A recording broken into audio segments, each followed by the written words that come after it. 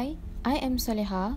My friend Aini, Hanis, Farahin and I will present on the topic entitled Role of Rhizobium. Atmosphere consists of 78% of nitrogen. However, it must be converted into usable form through biological anti-fixation to make important plant nutrient element. This process carried out by nodule-forming microsymbionts such as Rhizobium and Mesorhizobium. Hi, I'm Hanis and I'll be explaining the mechanism of nitrogen fixation in Rhizobium.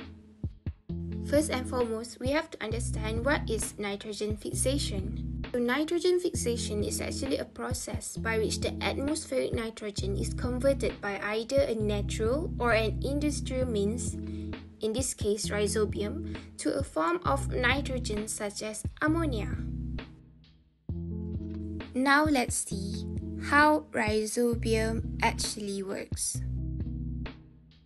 As you can see, the rhizobium actually infects the roots of leguminous and non-leguminous plants and leads to the formation of nodules. So the enzyme system of bacterium will actually reduce the nitrogen as ammonia to the host plant as a constant source, resulting in the fulfillment of plant nutritional levels. So this is actually a win-win situation. Why? This is simply because the host also provides the rhizobia shelter and a homeostatic environment to undergo heterotrophic multiplication by utilizing photosynthase and micronutrients. Now let's take a look on the root nodule formation. The rhizobial strains can actually infect various species of leguminous plants like pea, beans, soybean, chickpea, and alfalfa. The interaction between the host plant and free-living rhizobia leads to the release of chemicals by the root cells into the soil, and some of these chemicals encourage the growth of the bacterial population in the area of the roots, which will then lead to the formation of nodule.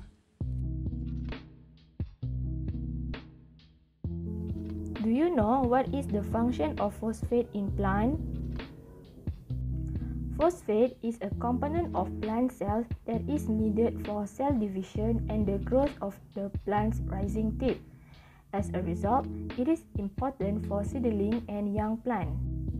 Unlike other micronutrients in the soil, the concentration of soluble inorganic phosphate is often low. This is due to its complex psychochemistry, making it a major limiting factor for plant growth.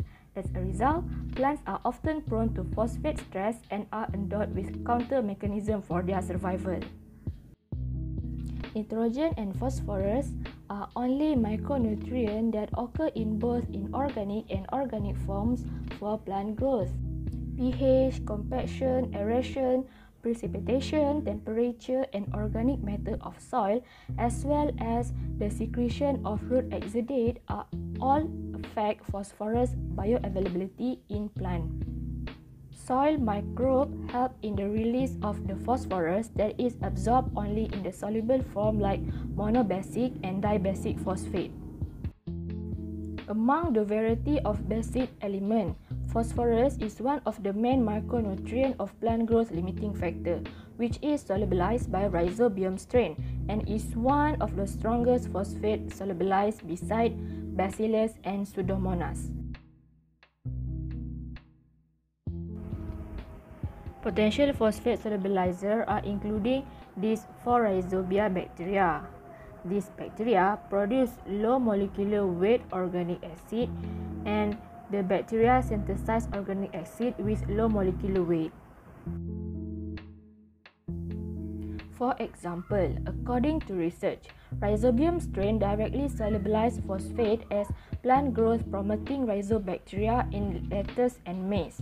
The phosphate solubilizing root microbiota, which include rhizobial population, has greatly aided in the sustainable agriculture practice. Rhizobium is a well-known bacteria in promoting Lygium's plant.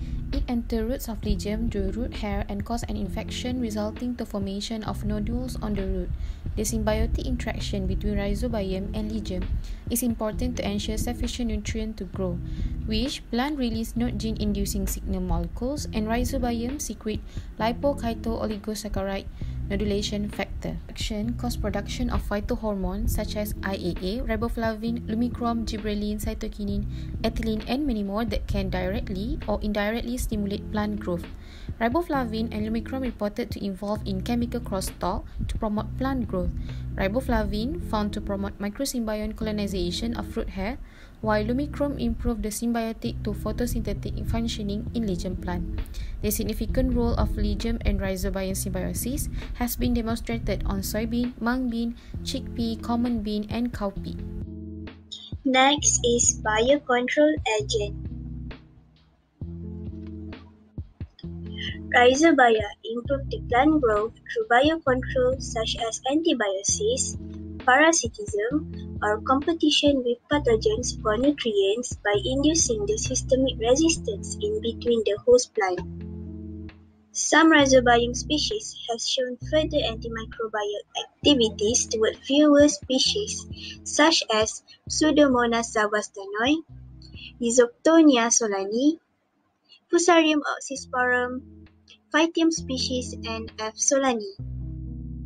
Antagonistic rhizobacteria could function by producing antimicrobial compounds such as bacteriocin and induce the systemic resistance against plant diseases.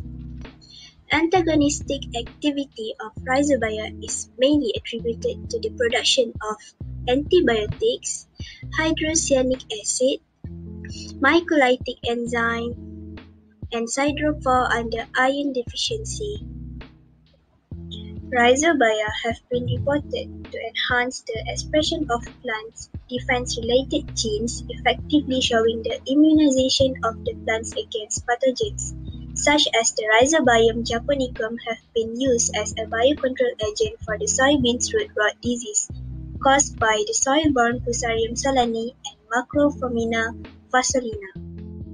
So in conclusion, we can say that the Rhizobium plays a very important role ecologically and also agronomically, and this is because they have the ability to fix large amounts of atmospheric nitrogen into ammonia. And last but not least, the association is symbiotic, which means that both the plant and the Rhizobia benefit. The plant supplies the Rhizobia with energy in the form of amino acids, and the Rhizobia fixes the nitrogen from the atmosphere for the plant uptake. That's all from us. Thank you.